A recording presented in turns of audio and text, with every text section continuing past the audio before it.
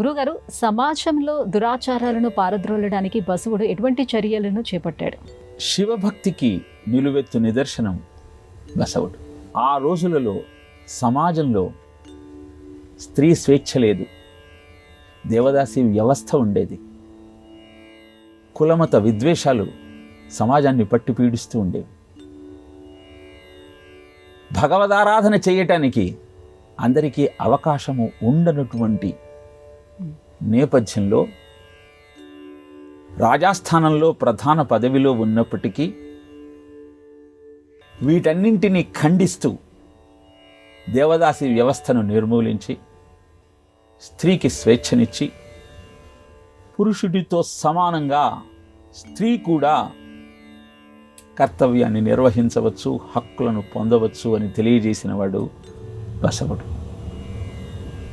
అలాగే శూన్య సింహాసనాన్ని, అనుభవ మంటపాన్ని నిర్మించాడు.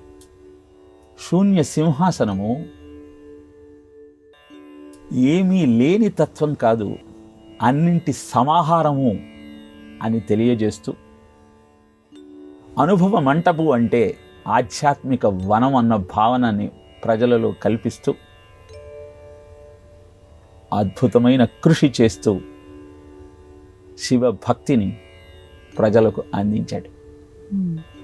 దొంగతనం చేయవద్దు, ధనాన్ని దాచవద్దు, అందరి యందు దయ చూపించాలి, నిన్ను నువ్వు పొగడవద్దుకోవద్దు, ఇంకొకరిని నిందించవద్దు, ఇలాంటి నియమాలతో సమాజంలో ఉన్నటువంటి దురాచారాలను ఖండిస్తూ అద్భుతమైన శివభక్తే ఈ అన్ని సమస్యలకు పరిష్కారము అన్న విషయాన్ని తెలియజేశాడు.